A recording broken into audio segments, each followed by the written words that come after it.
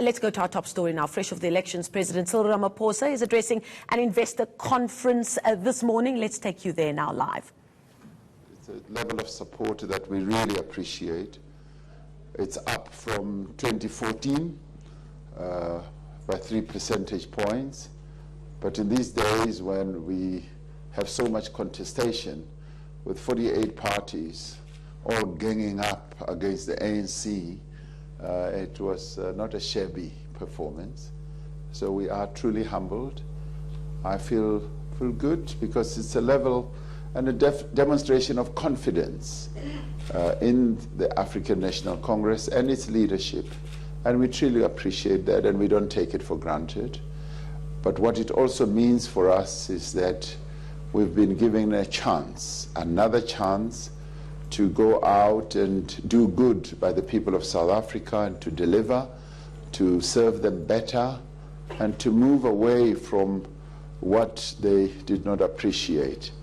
This election was much more about the type of ANC, the party that I lead, that the people who voted for the ANC want to see.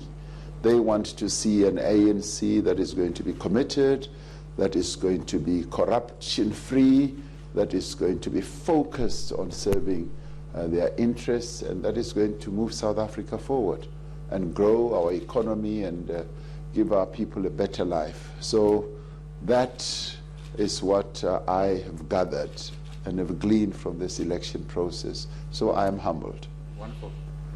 And again, congratulations from us. May I ask you, in a room full of what we'd call the financial markets, you have a very good representation of local financial markets, and as we talked about before, about $400 billion of assets under management from international asset managers who are visiting the country for this Goldman Sachs event.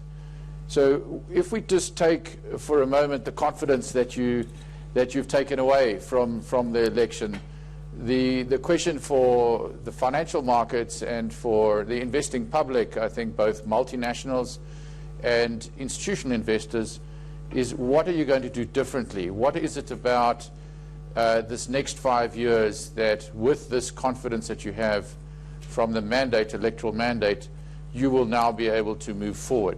You've been in office for 14 months, but this is your first full 5-year term. What is going to be different? And are you going to change gears on the economy? What your objectives and how you're going to get there? Well, naturally, we want to get into not only change gear, we want to get into top gear. We are in an economy that's not been growing for the better part of the last number of years, more than a decade, in an appreciable way. That troubles us, and it troubles the people of South Africa. And we therefore want to move out of that low growth economic type of scenario and get into top gear. And we therefore want to make our economy much more attractive to investors. What has made us less attractive is a number of issues. Policy uncertainty, the regulatory framework has impeded people from getting interested in our economy. And all those reforms that we've spoken about and much more is what we're now going to speed our processes on. And we have a wonderful type of, if you like, collaboration architecture in our country. We are able to sit down with business, labor, and community-based organizations and discuss issues of great concern, including the economic architecture of our country. So we are going to be in deep discussions with the key economic players in our country and discuss some of those constraints that they have seen, but we know them. So we have to embark on the reforms, speed up on them. When we had a negative or technical economic growth last year, we embarked on an economic recovery and stimulus package with South African characteristics. And in that, we identified a number of reform issues that we needed to address. We're going to do that. We're now going to do that with greater speed. We're going to ensure that the certainty that investors want to see is there. We're going to continue with our reforms of our state-owned enterprises, because a number of them have held us back. The key one has been the electricity producing one, Eskom, which we know as Eskom in this country. We're going to proceed to clean it up. Corruption had set itself into Eskom, so we're going to do that, and Transnet, and a number of others. So that is going to be done. We're going to streamline government processes. We're now going to reconfigure our cabinet, which we'll be announcing in a few days. So that too is going to lend itself to being part of this reform package that our country needs in order for our economy to move forward, which will also give us a much better foothold of being able to address the needs of our people. So all those things are going to be done. You asked the question, what's going to be different? What will be different is we now have the sixth administration. That's different, point number one. Point number two, we have a new president. That's point number two. Point number young president. Well, yes, relatively young. And the determination to clean up, the determination to implement the reforms that are needed by our economy. So all those things are going to be propellers to move us forward, and focusing our eyes on the macroeconomic architecture of our country, making sure that at the fiscal level, we're able to reduce expenditure. And where we do spend money, it should be for investment. Investing in our economy, making our economy bigger, making our economy much more effective.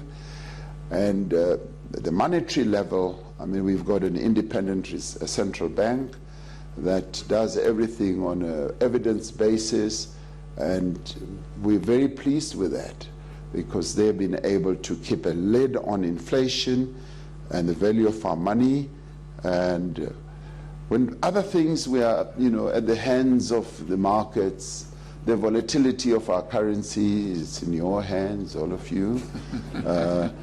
But with what we can do here, we will make sure that we do it effectively and we focus. And the key focus is going to be on growing the economy so that it can produce jobs. The key mandate that I have as president is to make sure that I focus on jobs. And I often say that's what keeps me awake at night, because we've got too many of our people who are out of work, particularly young people. We want to come up with policies and projects that are going to ensure that young people get jobs. So that's what we're going to seek to do differently. So if I might push you on one or two aspects thereof, we'll come back to the state-owned enterprise aspect, and just to recognize Minister Gordon in the audience. Wonderful to have you here. That's him, so, yes, that's him. You can all clap for Minister Gordon.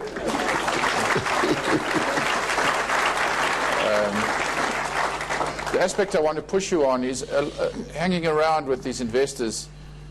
They articulate that they're looking for signs that we've hit an economic bottom and that we're now entering into a 2-decade rise in South Africa's economic performance. And they're looking for signs of that. One of the issues that they are keen to hear about is your plans for economic coordination. There's a perception that there's a few perceptions. One perception is that there's a lot of plans, the implementation is slow or lacking. Visas, spectrum, a variety of these issues. That small business facilitation and growing a more conducive policy environment, you need to have a coordinated effort to remove the obstacles that I've heard you often champion should take place. So you need some kind of economic coordination process, that the investment climate, some of the issues around state-owned enterprises, obviously Eskom, and the land question have become not necessarily undermining of investment, but a challenge to attracting investment. And so just pushing on this question of if we are to hope for a 2-decade long development of the economy, certainly back to the 3% average growth rate since 1994, and to our 4% peak average growth rate in the Mbeki period, how we get there. Is there a plan for economic coordination and getting all of the clusters around the economy to work together? Yes, no, there is. As it is now, we've got at the cabinet level the economic cluster that includes treasury, public enterprises, and transport, and a number of other ministry, economic development and small business development as well. So that is what we have as an architecture. But at the presidency level, we used to have a policy unit. I'm reviving it now. It's coming back. We're going to have a policy unit that is going to help to inform policy at government level, but also to ensure that there is policy implementation. So it will be in the presidency, under my continuous watch, to ensure that things do happen. We've got an overarching plan, as you know, the National Development Plan. And that plan has been broadly embraced and accepted by everyone. It's precisely the lodestar, or the blueprint that we have as a nation, and we are going to ensure that it does get implemented. It takes us to 2030, and of course, implementation has always been the key challenge. And that coordination at the economic level is also going to involve the economic envoys that are appointed, who have done a phenomenal job in getting us last year to hold a conference that mobilized up to almost 300 billion rand. And I have an economic advisor who focuses on all matters economic. And with that, we will be able to have line of sight of what happens in the various ministries, but also in the various sectors of our economy. I now want to focus on sectors and just not have a look broadly at what happens in the economy. Look at every sector where there is weakness and laggard growth. We should understand what gives rise to it and see the extent to which things can be egged on to get things to perform better. So coordination is going to be there, and it's going to be focused, and it's going to be focusing on removing obstacles.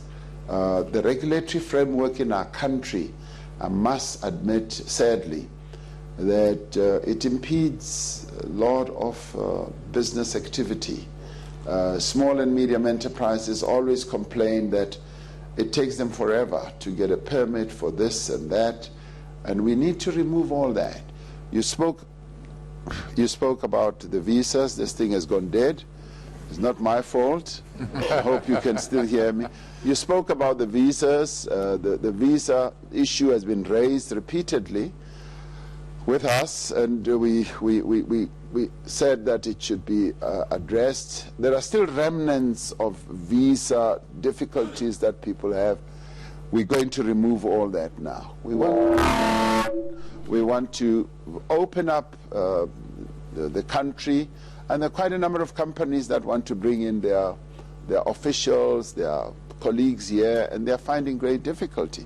So we're going to resolve that. So all those issues are issues that are known, not only to us, but to me as well. And we're going to act on them, and we're going to make sure that we remove all those impediments and all those constraints and difficulties.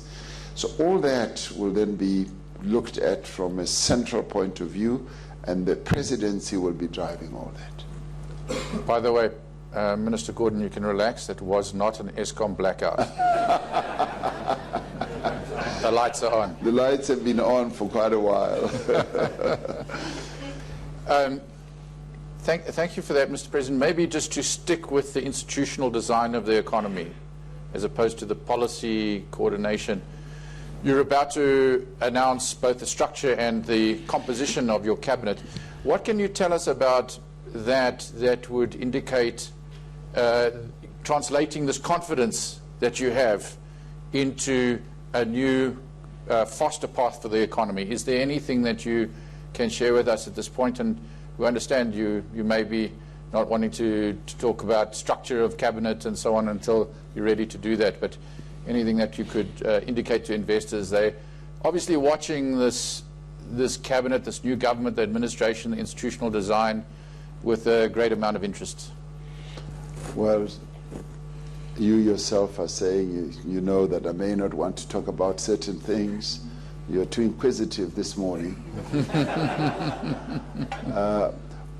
We are going to be making quite a number of announcements shortly. The National Assembly meets next week to elect the Speaker, the President, and all that. Then the inauguration happens, and then we announce the Cabinet. But firstly, we announce the reconfigured Cabinet structure, and thereafter we then announce the people who will be occupying key positions. And what we will be seeking to do is to come out with an institutional framework that is going to serve our country best, our economy well, and ensure that we focus on economic growth. The key problem that we face as a country is low economic growth, and it all revolves around the economy. As Bill Clinton said, is the economy stupid, and that's what it is. It is that, and we're going to be focusing more on ways of generating more economic growth, creating jobs. So the structure that we have of government is going to speak to that. And the coordination which we just spoke about is also going to be seeking to address that. And we'll be seeking to get people, men and women, who have great competence, great capability to serve the needs of the people of South Africa and to ensure that our economy grows. And that is the key focus that we will be looking at as we make all these announcements. As regards the bigger issues, we will do that at the State of the Nation address, when we then announce our plans for the next 5 years. The plans are already in place. The NDP is of our overarching plan. And the manifesto that we issued before the elections is a sub-plan below the National Development Plan, and it gives us the focus. And the State of the Nation address will then be talking to how we are going to go about implementing all those broad plans that we have. Some people say we have plan fatigue in our country. I don't believe so. The National Development Plan is the lodestar, and all other sub-plans hang off the National Development Plan. And this is what we're going to focus on. One of the key problems we've had in our country is lack of implementation. And we are now going to focus on implementation. And I've been saying, I don't want to hear any excuses from anyone. The plans are there, things must be done, and we must focus on what needs to be done without any excuses. And if we don't have the capacity, the capability, move out of the way, we'll get people who can actually implement and make sure that things get done. That's my approach. So, Mr. President, I think I can confidently say and represent the people in the room are right behind you on the plan, on the implementation of the National Development Plan. There's very little commentary in the public markets that would criticize the policy formulation broadly. I think people have confidence in the broad policy direction. Obviously, the implementation, as you say, is what we want to see more and more. I would even go so far as to say there's a recognition in the markets that South Africa is a mixed economy. Yes. The ANC's policy is to have a mixed economy. It's not a free market economy, and it's not a state interventionist pure model. And in many senses, the market wants the mixed economy to function and to work.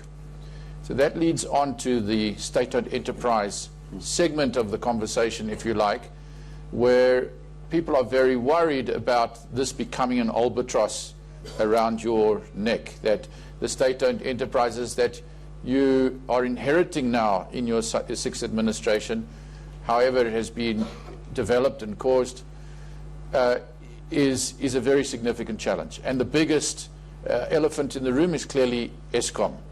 So I think if we could just spend a few minutes and dedicate some of your commentary to Eskom.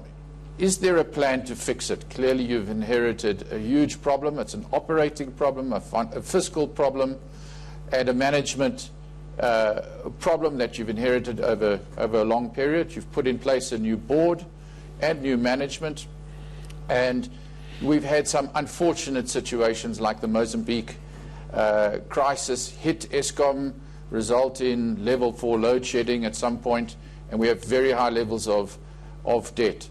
So I think the investor's simple question is there a plan to fix Eskom, over what period, and as you say, is there a possibility of arresting this problem, which has the potential to affect the entire fiscal situation in South Africa? Yeah, some 6 weeks or 2 months ago, we had a real crisis situation with Eskom. We had the floods in Mozambique that hit our pylons, and that took out almost 9,000 megawatts. And we had a problem with quite a number of our own power stations with the boilers and all that. And it was, a perfect storm that we got into. And I'm saying that because I want to demonstrate the resilience that we've always had whenever we have hit rock bottom or problems. We were able to address that. Some people feared that it was going to have a negative impact on the elections and all that. We were able to get over that. Immediately our defense force went to Mozambique and got the pylons up again after the floods had felled them down, and we were able to also ensure that the boilers in our power stations work well. So the load shedding that sort of rocked the country for a few days is over, and we're now getting into winter, and we should be okay. So says the Minister of Public Enterprising. He does a good job. He sends me a report every morning without fail. 7:30, the report comes on my mobile phone. So many power stations are okay, so many are weak and all that. Great stuff. He should get a bonus. This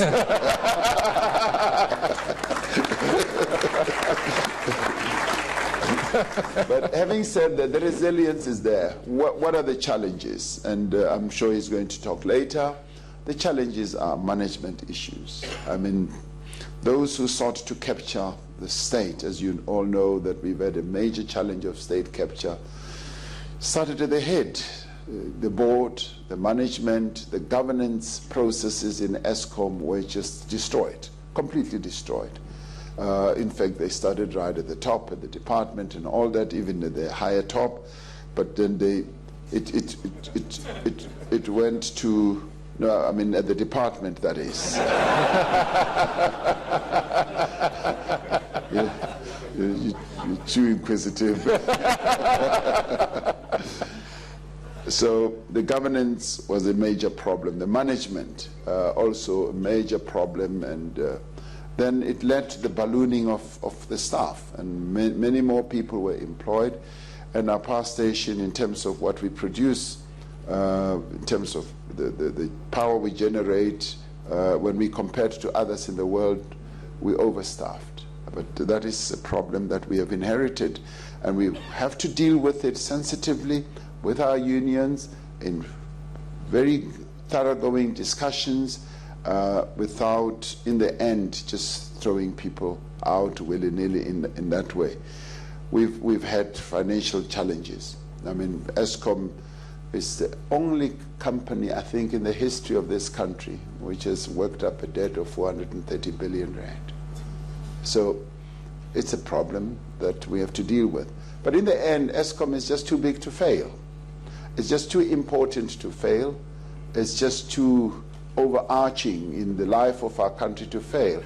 It holds the fortunes at an economic level, social level of our country's life in its hands. So therefore, we've got to address all those challenges. And it is to this end that we said, one of the steps that we've got to take, we've got to work out a credible business plan for Eskom to get out of the mess that it is in.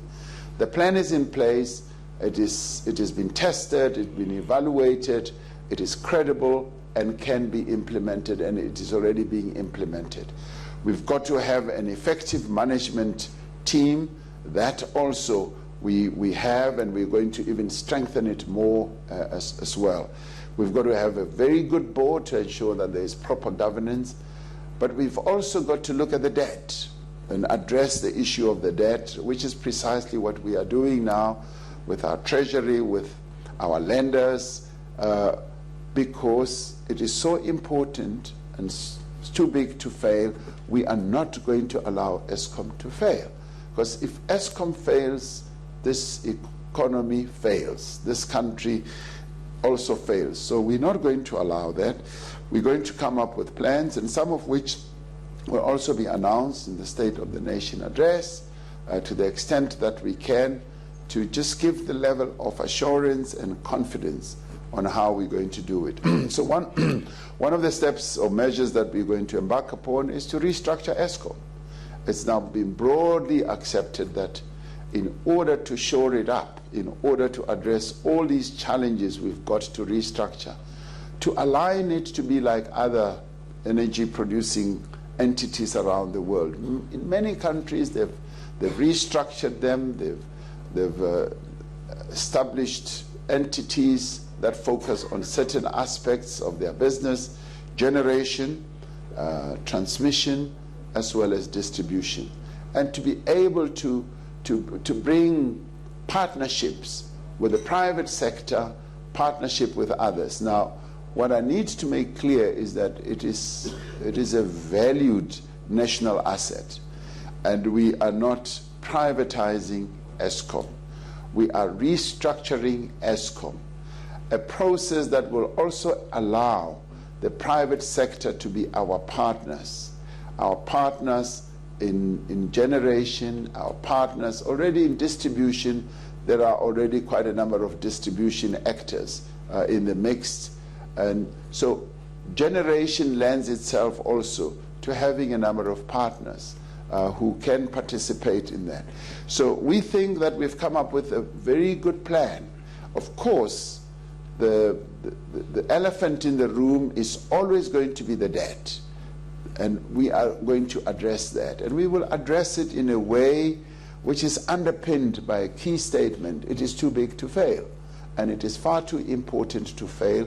And we're going to get all the key role players, and it could be the fossil fuel providers, who are the coal miners. They will also have to play a role.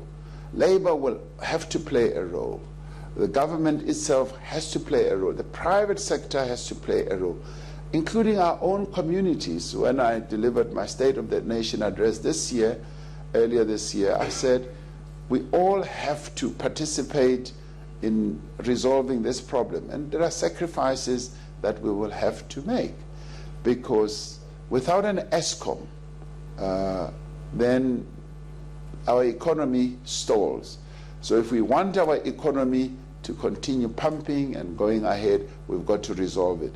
Fortunately, what was feared most, load shedding, less power to our mines, to our factories and all that, has not ensued as people have feared. And I've been to a number of mines who have informed me that whenever there are challenges, they are informed and they are able to realign their own processes. So it's not been rock bottom, like we've often read about what happens in other countries. I remember years ago, California had a major problem of energy. And it was not doom and gloom, all doom and gloom. They found solutions and solved the problem. We are going to do exactly the same here. And the resilience of the government, of our various institutions, is strong enough to be able to withstand the calamity that people may fear around this. We are determined. And maybe on that, just to comment that I think the financial markets, without speaking for them, are broadly, A, very interested in a solution, and B, willing to participate in a good solution.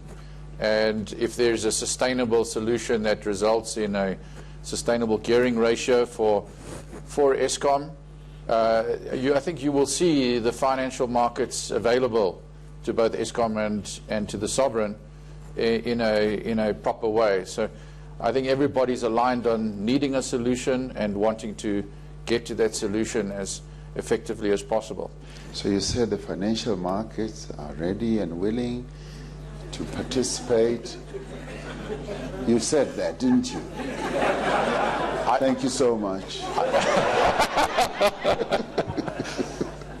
You omitted in a sustainable solution. Okay. The good thing, we went to a National Treasury meeting yesterday and spent an hour and a half, and my remark at the end was the National Treasury should feel happy because we discussed everything but SAA and other state assets because Eskom is so overwhelming. So I wondered if you wanted to make some comments about just the state of the non-Eskom state-owned enterprises before we leave that subject matter, and ask this simple question. It was interesting you mentioned we're not privatizing. Is the private sector in the ruling party a swear word? Is it if you involve the private sector, let's say in operating and managing South African Airways, for example, would that be a terrible outcome for the country? How do you see, and how does the ruling party see private sector participation in these state-owned enterprises and solving for the problems that you have? Now, in the ruling party, we've embraced the notion of the value of getting the private sector to be our partner. Our conference in 2017, when I was elected, was very clear on this, said we should build a social compact with the private sector, labor, communities, and of course, government, in many of the things that we would do. And this is what has underpinned the work that I've been doing in government, to say I want partnerships. Partnerships is what will help to resolve many of our problems.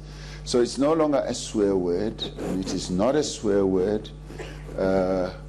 It is an angelic type of word. So we see great value in working with the private sector. Now, what we've done is to set up a state-owned enterprise council, which is chaired by myself, which will have line of sight of all the state-owned enterprises in our country, largely because we've had all these challenges in our state-owned enterprises. And one of the issues that we're going to be looking at very closely is how we can forge partnerships with not only with labor, but also with the private sector, on how we can bring the private sector on board to do what they do best, to help us run our corporations, to even get to a point where they can take equity positions. There are quite a number of enterprises where they can take equity positions, and I've informed my colleagues that look at what the leading communist country in the world, China, they have been able to bring in the private sector as equity partners in China Mobile, in the telecoms company, list them on the New York Stock Exchange, and that's the trajectory that we should now be following, because there's a great deal of value to be extracted when there's a partnership and a collaboration between private sector and the public sector.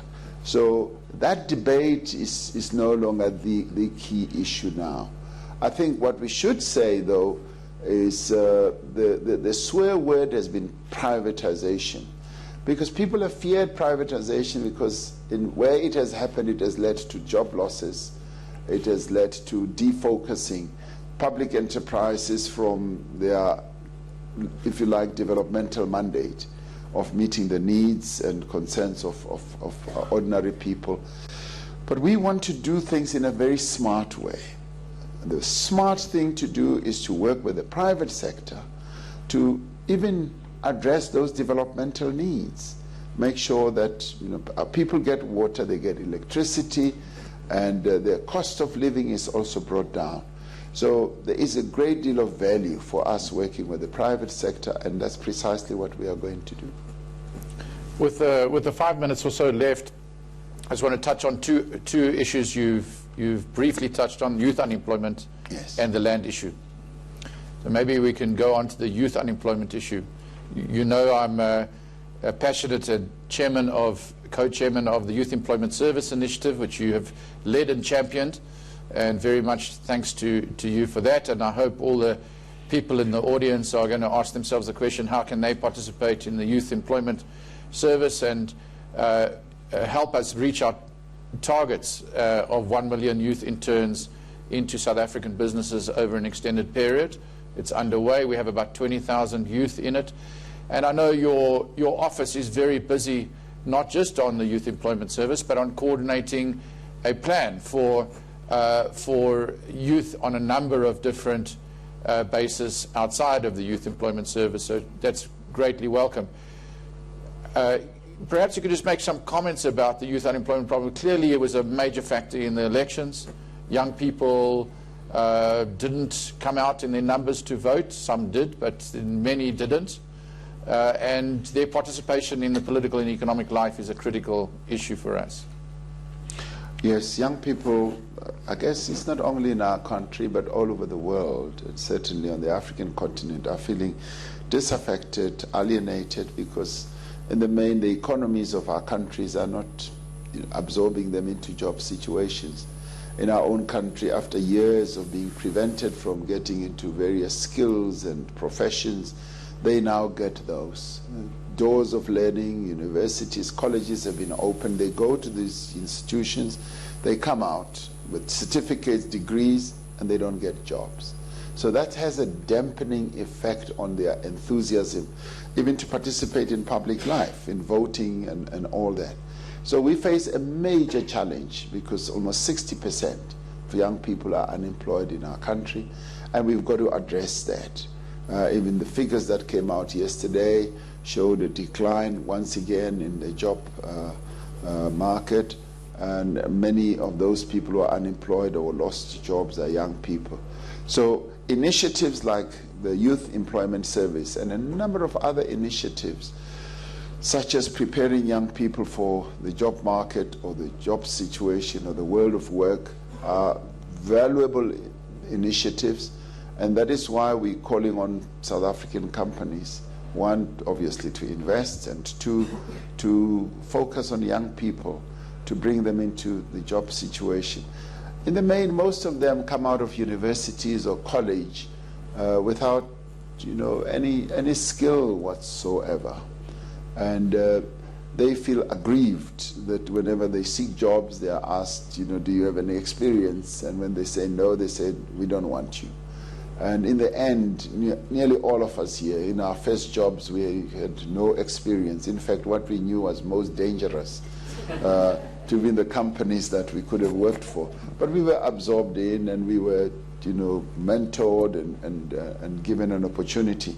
So this is precisely what we are saying to South African companies. Open up opportunities, give young people a chance. And at the same time, we are going to be seeking ways of increasing investment in our country, opening up more opportunities, and getting the training and the skills acquisition to be more focused, so that they do skills acquisition that is around areas that are needed by the economy.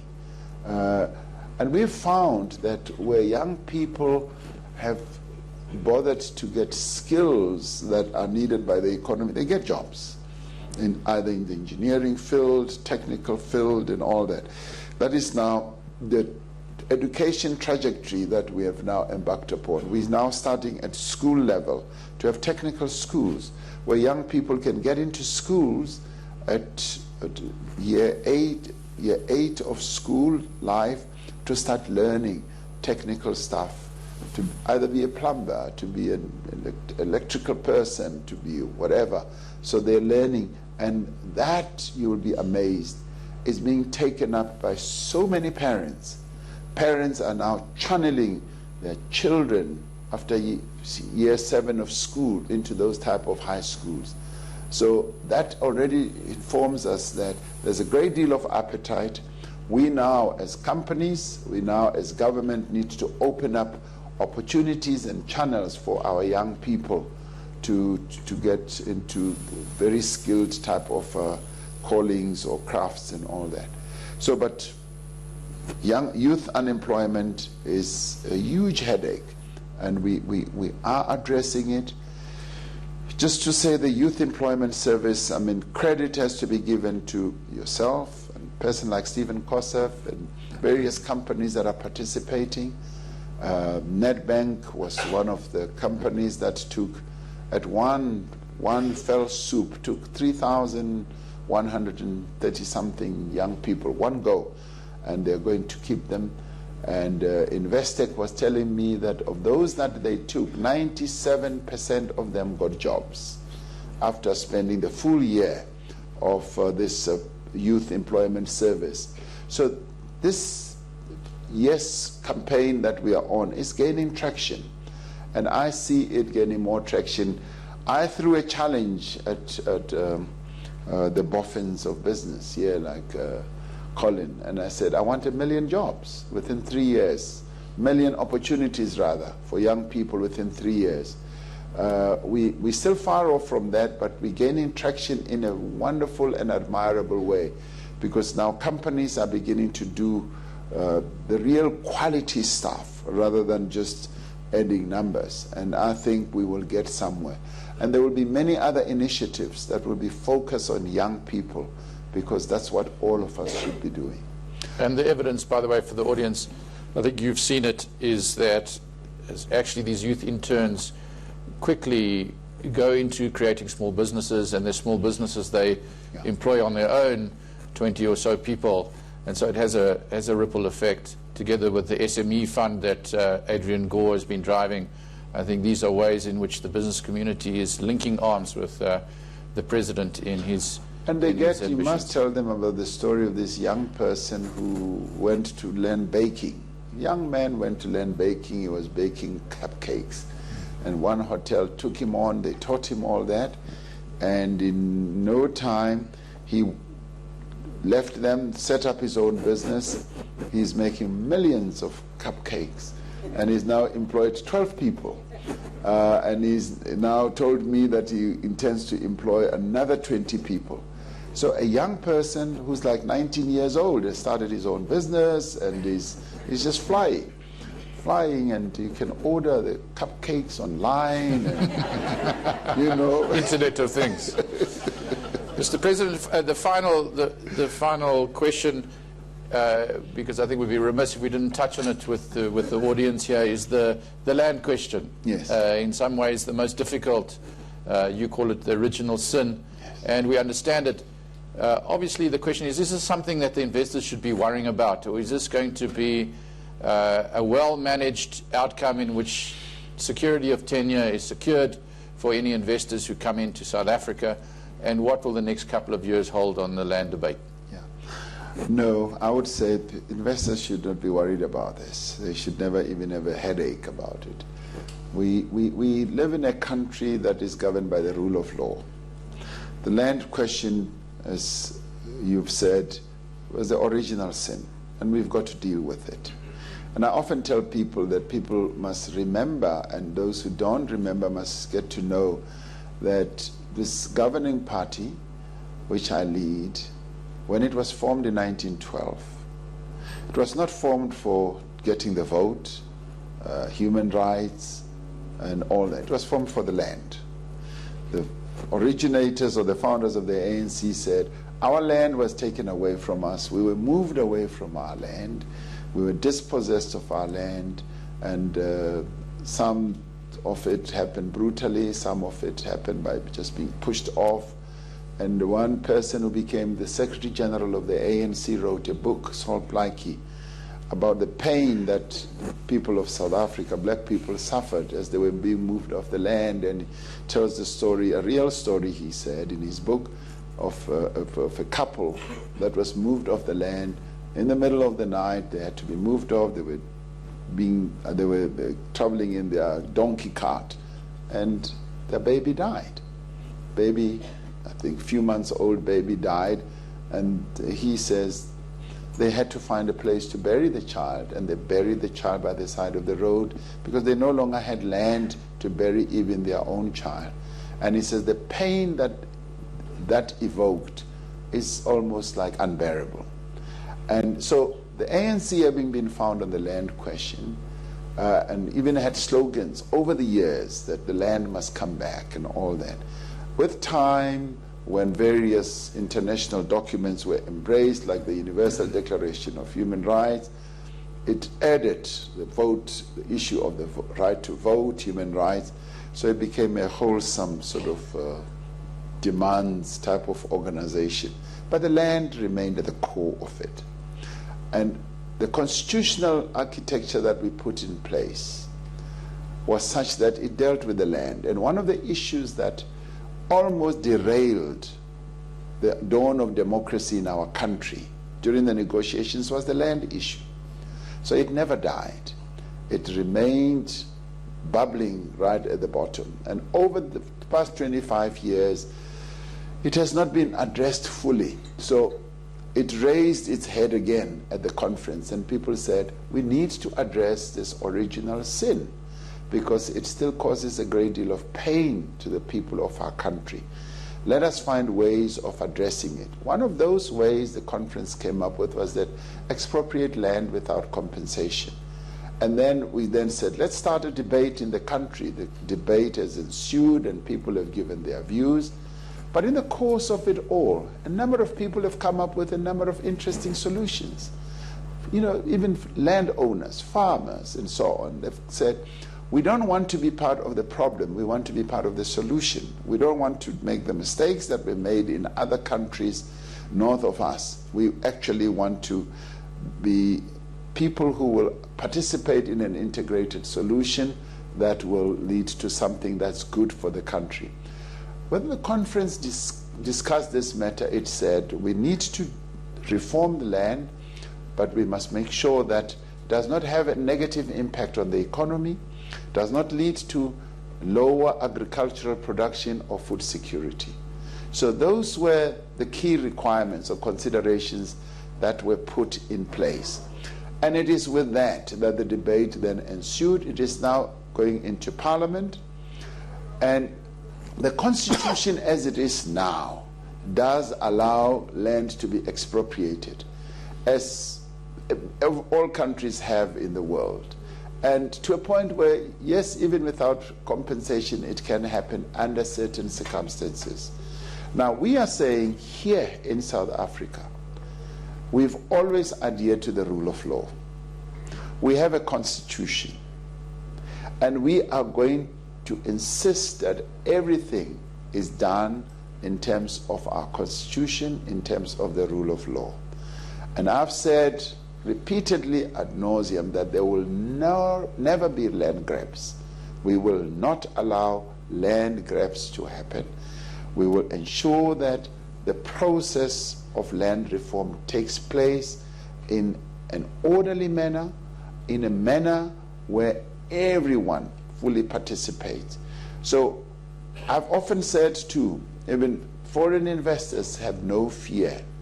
And I've said, there's just no way we can invite foreign investors to come to our country. We say, come, invest, and tomorrow we take your land away. That is not going to happen. And that is not sensible. That is not something that any sensible person does. But at the same time, we're going to pass a law which we call the Expropriation Act in Parliament. Every country has a law like that. We've always had that type of law, and we're now revamping it and we're aligning it to the current imperatives. And that law is now going to say these are the types and parcels of land that can actually be looked at for the expropriation process. And we've got large parcels of land in our country, and a number of those are owned by state-owned enterprises, municipalities and all that. In the urban areas, people want land to build homes and houses, and most of that is owned by municipalities or state-owned enterprises. We're going to be focusing on that. And so therefore, the process is going to be orderly. The process is going to be in terms of our rule of law and our constitution. Because if it isn't, you know, we have a robust constitution. Some people say we've got the best constitution in the world.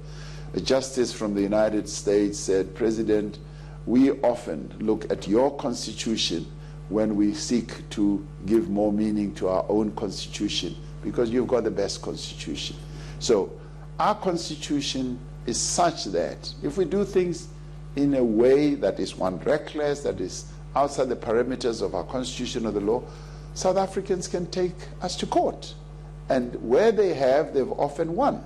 So there are great protections in our legal or constitutional architecture, and it is to that end that I say, we say to people, do not fear. This is a process that has to address the original sin, but as it addresses the original sin, it takes into account the current imperatives and does it carefully in terms of the rule of law, and ensures that we do not act with irrationally. That's the word they use, irrationally.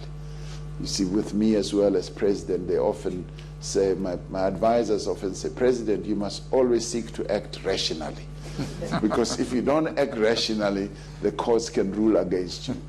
And those are the imperatives that we're looking at. So I'm quite relaxed. We've got to have land reform. We've got to address the original sin. But I am clear on one thing. We've got to do it in terms of the rule of law. We are not a banana republic. We are in Nelson Mandela's republic. And we will do it in accordance with the ethos that Nelson Mandela lived by and stood for. That's it. That's absolutely a wonderful note to end on, Mr. President, to just sum up by saying, I know you always like to say that the glass is half full, not half empty. I know by the end of the 5 years, the glass will be full. And we wish you everything of the best over the next few months. And the next 5 years, I know South Africa is fully behind you. The investor community is fully with you. And we wish you well, and many thanks for coming to the conference today. A round of applause. Thank you. The live pictures coming to you from here.